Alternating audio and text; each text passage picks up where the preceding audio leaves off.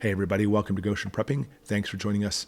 If you didn't know, we have warnings from the FBI, even Congress putting out that terrorist attacks in the United States very well could happen in a very near future. And this video is structured around giving you actual, real tips to be able to counteract this and be ready for this. Because when you talk about being ready and prepared, this could be like one of the worst case scenarios, couldn't it? All right, so let's jump right into it. Lots of stuff in this video I want you to see. First thing is simply put situational awareness.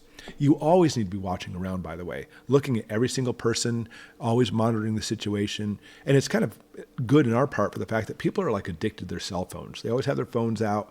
And, if you see somebody on their phone, they're typically not a threat. They're just a sheeple walking around, not paying attention. If you ever come across somebody who truly is intent on having nefarious events or activities taking place, they always have, I call them crazy eyes. They always have this look on their eyes. They're darting around. They're really watching everything, even you, to see what's going on. And you really need to pay attention. And when it comes to this, by the way, you'll have that inner voice tell you, you know what, I think something's up. I think something nefarious is going to happen. And you definitely want to take action on it, because I think the natural human instinct is to, you know what, I'm just going to sit back and I don't want to get involved. No, you need to get involved, and you need to at least let somebody know. And this has actually happened many times with my family and I, and I was able to stop certain situations before it even took place. I kid you not, it happens quite often. But even more with situational awareness, you want to make sure that if you're like in a store or restaurant, always put your back to the wall. You want to make sure that you know where all the exits are and think about strategies and techniques to get out in case that does happen. All right, second, you need to carry. I can't use the word what you want to carry, especially when it comes to having it so people can't see it, if you know what I mean. There's open laws in a lot of states. I recommend you don't do that. I like having our rights and actually having out in the open, but I'll tell you, if there is going to be some kind of attack, they're going to see you first, and you're going to be the first person they go after.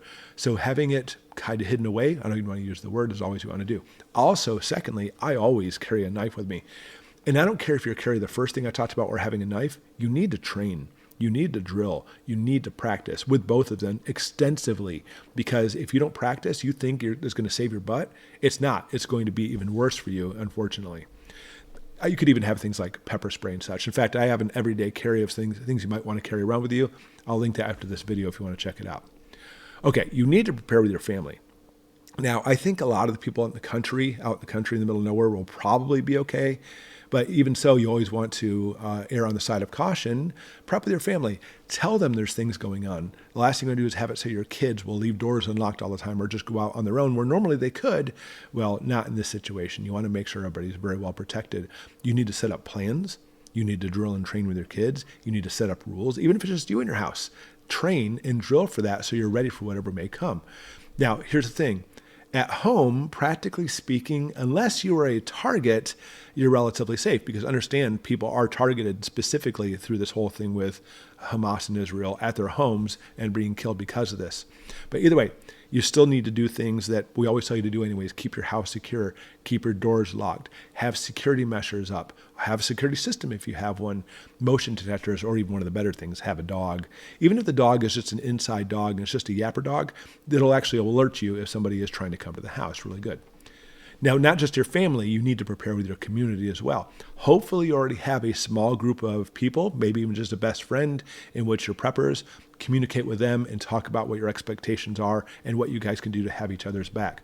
That's one of the biggest things. Is if you are going alone with this, you obviously have a higher incidence of problems, as far as something comes after you, by the way.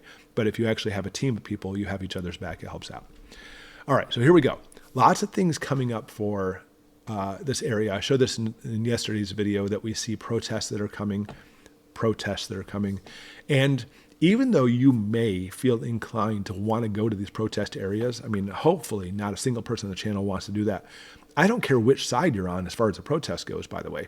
You should not be going to these. Don't get me wrong. I'm all for, as Americans, we have a right to protest, and especially with peaceful protest. Though the way things are going and the way they went a few years ago, this is probably not going to stay peaceful. This absolutely could be climatic and actually have serious problems. And so simply just stay away. Don't even be a part of this. Because when we talk about terrorism in the United States, they shoot for big, massive areas, not to mention those areas becoming violent. But if they do try to, set off a device, how about that? Even though they may not do it with the protesters themselves, unless it's a false flag, they will do it in population areas. When there's a lot of people, that's when they go for it. So any large public areas, large public gatherings, schools, think about that too. We got to make sure that we stay away from those crowds as much as possible. And following the crowd is actually a bad situation too, because often we saw this even in Israel as people were trying to leave the areas that basically they're being shot at. They were literally going right into what we call a kill box, and they were being killed off as they were trying to exit. So following the crowd in most cases is not the way you want to go, by the way. Now there is a rule. It's when in doubt, follow the locals out. So if you're ever like in a neighborhood and you're trying to like, how do I get out of here? Just follow some of the locals because they weren't nowhere to go.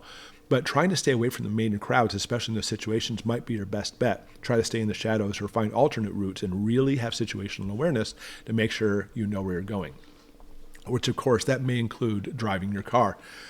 You want to make sure, especially in these perilous times, having your gas tank pretty much topped off every day now. Instead of letting it go down to half or a quarter, having it topped off all the time. You really want to make sure you're in a situation where being out of gas is not going to hinder you. But your car is an excellent weapon, by the way. Some of the videos that came out of Israel, it broke my heart, and I'm sure it did you too, that these innocent people driving on the car, and they'll come out and just shoot them up. If they would have ducked down, your engine block acts as an amazing shield to protect you, and turn right into them and floor it. Because, in that situation, you can nail them with the car, and that's better than simply just trying to steer out of the way because, the people are being nice. It's no longer time to be nice, by the way. This is you and your family that's involved. Don't turn around. You straight for them, nail it, gun it, and take them out right in front of them. And don't worry about like streets. If the streets are blocked and there's a lot of serious stuff happening, you can drive across grass, people's yards very easily, go through fences very easily.